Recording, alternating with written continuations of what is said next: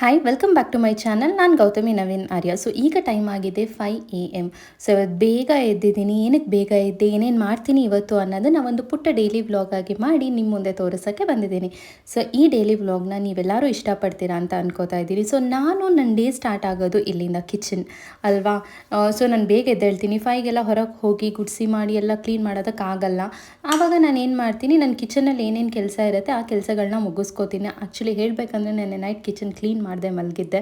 ಅದರಿಂದ ಎಲ್ಲ ಪಾತ್ರೆಗಳೇನಿತ್ತು ಅದನ್ನೆಲ್ಲ ವಾಶ್ ಮಾಡಬೇಕು. ಫಸ್ಟ್ ನಾನು ಕಿಚನ್ ಕ್ಲೀನ್ ಮಾಡ್ಕೋಬೇಕು, ಆಮೇಲೆ ನಾನು ಕುಕ್ ಮಾಡೋದಕ್ಕಾಗೋದು. ಸೊ ಏನು ಮಾಡಿಕೊಂಡೆ, ಫಸ್ಟ್ ನಾನು ಚೆನ್ನಾಗಿರ್ಬೇಕಲ್ವ, ಅದಕ್ಕೆ ನಾನು ಬಿಸಿನೀರು ಕುಡಿತೀನಿ.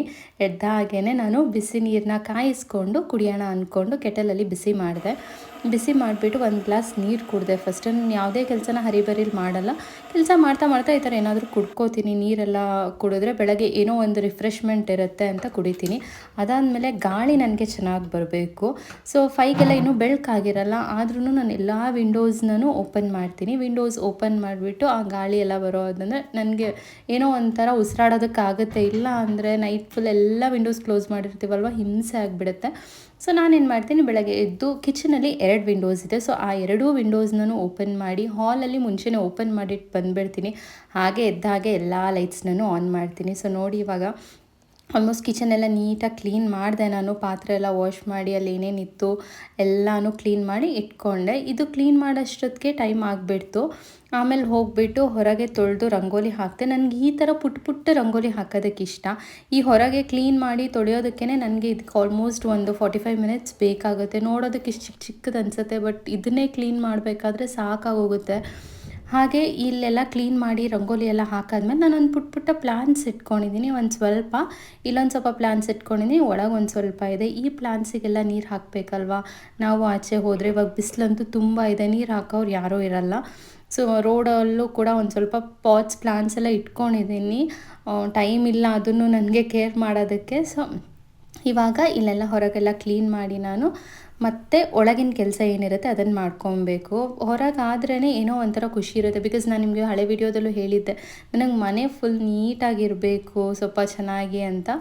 ಸೊ ಆದ್ದರಿಂದ ನಾನು ಫಸ್ಟ್ ಹೊರಗೆ ಕ್ಲೀನ್ ಮಾಡ್ಕೊತೀನಿ. ಅದಾದಮೇಲೆ ನಾನು ಹೊಸಲು ಎಲ್ಲ ಡೈಲಿ ನನ್ನ ಮನೆ ಒರೆಸಿ ಗುಡಿಸಿ ಆದಮೇಲೆ ಹೊಸಲನ್ನು ನಾನು ಪೂಜೆ ಮಾಡ್ತೀನಿ. ಸೊ ಇದಕ್ಕೂ ರಂಗೋಲಿ ಎಲ್ಲ ಬಿಟ್ಟು ಅರಿಶಿನ ಕುಂಕುಮ ಎಲ್ಲ ಹಾಕಿ ಪೂಜೆ ಮಾಡಿದೆ. ಇದನ್ನು ನೋಡೋದಕ್ಕೆ ಆ್ಯಕ್ಚುಲಿ ಒಂಥರ ಚೆನ್ನಾಗಿರುತ್ತೆ. ನನಗೆ ಈ ರೂಟೀನ್ ಏನು ಮಾಡ್ತೀನಿ ನನಗೆ ತುಂಬ ಇಷ್ಟ. ಅಂದರೆ ಏನೋ ಒಂಥರ ಖುಷಿ ಕೊಡುತ್ತೆ. ಒಬ್ಬೊಬ್ಬರು ಇಷ್ಟಪಡಲ್ಲ. ಇದಾದಮೇಲೆ ಬ್ರೇಕ್ಫಾಸ್ಟ್ ಮಾಡೋಣ ಅಂತ ಅಂದ್ಕೊಂಡೆ. ಬ್ರೇಕ್ಫಾಸ್ಟ್ಗೆ ನಾನು ರಾಗಿ ಅಂಬಲಿ ಮಾಡಿದ್ದೀನಿ. ಆ್ಯಕ್ಚುಲಿ ಇದಕ್ಕೆ ಆನಿಯನ್ ಬೇರೆ ಏನೂ ಹಾಕಲಿಲ್ಲ, ಬರೀ ಕೊತ್ತಂಬರಿ ಸೊಪ್ಪು ಹಾಕಿದ್ದೆ. ಈ ರೆಸಿಪಿ ಬೇಕು ಅಂದರೆ ನನ್ನ ಚಾನಲಲ್ಲೇ ಇದೆ. ಸೊ ಆ ಲಿಂಕ್ನ ಇದರಲ್ಲಿ ವಿಡಿಯೋನಲ್ಲಿ ಹಾಕಿರ್ತೀನಿ. ಇದನ್ನು ರಾಗಿ ಅಂಬಲಿನ ಮಾಡಿ ಇಟ್ಕೊಂಡೆ, ಬಿಕಾಸ್ ಮುದ್ದೆ ಮಾಡಿದ್ದಿತ್ತು. ಅದರಿಂದ ಇದನ್ನು ಮಾಡೋಣ, ಹೆಲ್ದಿ ಅಲ್ವಾ. ನಾನು ನಿಮಗೆ ಮುಂಚೆ ಹೇಳಿದಾಗೆ ವೀಕ್ಲಿ 2 ಡೇಸ್ ಆದರೂ ನಾನು ಇದನ್ನು ಮಾಡೇ ಮಾಡ್ತೀನಿ. ಇದಾದಮೇಲೆ ಬ್ರೇಕ್ಫಾಸ್ಟ್ಗೆ ನಾನು ಲೆಮನ್ ರೈಸ್ ಮಾಡಿದೆ. ಸುಮ್ಮನೆ ಜಾಸ್ತಿ ಏನೇನೋ ಮಾಡಿದ್ರೆ ತಿನ್ನೋಕ್ಕಾಗಲ್ಲ, ಮಸಾಲೆನೂ ಇಬ್ಬರು ಇಷ್ಟಪಡಲ್ಲ. ಅದಕ್ಕೆ ಸ್ವಲ್ಪ ರೈಸ್ ಹಾಕಿಬಿಟ್ಟು ಲೆಮನ್ ರೈಸ್ ಮಾಡಿಕೊಂಡೆ. ಈಸಿ ಅಲ್ವಾ ಮಾಡೋದು. ಅದು ಅಲ್ಲದೆ ಇವತ್ತು ಇನ್ನೊಂದೇನು ಅಂದರೆ ನಾನು ಫಸ್ಟ್ ಡೇ ಆಫ್ ವರ್ಕಿಗೆ ಹೋಗ್ತಾಯಿದ್ದೀನಿ. ಅಂದರೆ ನಾನು ನಿಮಗೆಲ್ಲರಿಗೂ ಗೊತ್ತಿರೋಂಗೆ ಟೀಚಿಂಗ್ ಹೋಗ್ತಾಯಿದ್ದೀನಿ. ಈ ಅಕಾಡೆಮಿಕ್ ಇಯರಲ್ಲಿ ಇದು ನನ್ನದು ಫಸ್ಟ್ ಡೇ ಆಗಿತ್ತು. ಸೊ ಏನೋ ಒಂಥರ ಖುಷಿ ಸ್ಕೂಲ್ಗೆ ಹೋಗೋದಕ್ಕೆ ಎಲ್ಲ. ಅದಕ್ಕೆ ಎಲ್ಲ ಬೇಗ ಇದ್ದು ಬೇಗನೆ ಎಲ್ಲ ಕೆಲಸನ ಮುಗಿಸ್ತಾ ಇದೆ. ಬ್ರೇಕ್ಫಾಸ್ಟ್ ಈಸಿಯಾಗಿರೋಂಥದ್ದೇ ಮಾಡಿಕೊಂಡೆ. ಅದಾದಮೇಲೆ ವಾಟರ್ಮೆಲನ್ ಇತ್ತು. ಸೊ ಬಾಕ್ಸಿಗೆ ನಾನು ವಾಟರ್ಮೆಲನ್ ತೊಗೊಂಡು ಹೋಗೋಣ ಅಂತ ಹೇಳಿ ವಾಟರ್ಮೆಲನ್ನನ್ನು ಕಟ್ ಮಾಡಿ ಇಟ್ಕೊಂಡೆ.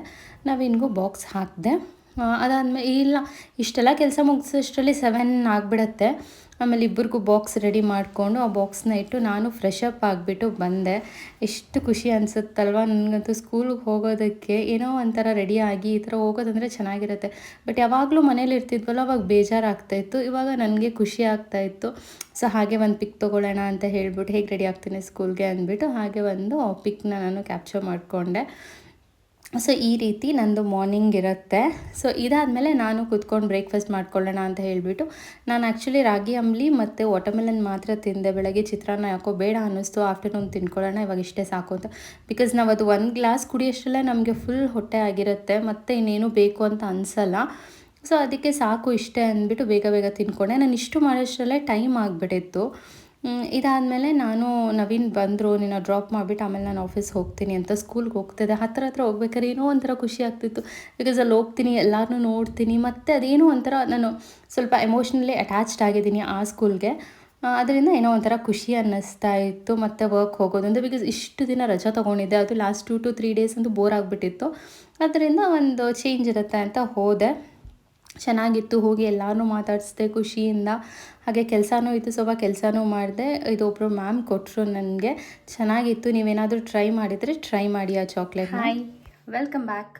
ಸೊ ಸ್ಕೂಲ್ಗೆ ಹೋಗ್ಬಿಟ್ಟು ಬಂದೆ ಮಾರ್ನಿಂಗಿಂದ ಈವ್ನಿಂಗ್ ತನಕ. ಬಟ್ ಅಲ್ಲಿ ಫೋನ್ ಯೂಸ್ ಮಾಡೋ ಹಾಗಿಲ್ಲ. ಅಲ್ಲಿ ಫೋನ್ ಯೂಸ್ ಮಾಡೋ ಹಾಗಿದ್ದಿದ್ರೆ ಶೂಟ್ ಮಾಡ್ತಿದ್ದೆ. ಅಲ್ಲಿ ರೆಸ್ಟ್ರಿಕ್ಷನ್ ಇದೆ, ನಾವು ಮಕ್ಕಳು ಮುಂದೆ ಫೋನ್ ಯೂಸ್ ಮಾಡೋದು ಅಥವಾ ವರ್ಕ್ ಟೈಮಲ್ಲಿ ನಾವು ವರ್ಕ್ಗೆ ಇಂಪಾರ್ಟೆನ್ಸ್ ಕೊಡಬೇಕು, ಫೋನ್ ಯೂಸ್ ಮಾಡಬಾರ್ದು ಅಂತ ರೂಲ್ಸ್ ಇದೆ. ಸೊ ಮಾರ್ನಿಂಗಿಂದ ಈವ್ನಿಂಗ್ ತನಕ ಫೋನ್ ಯೂಸ್ ಮಾಡಲ್ಲ, ಅದರಿಂದ ಕ್ಯಾಪ್ಚರ್ ಮಾಡೋಕ್ಕಾಗಲ್ಲ.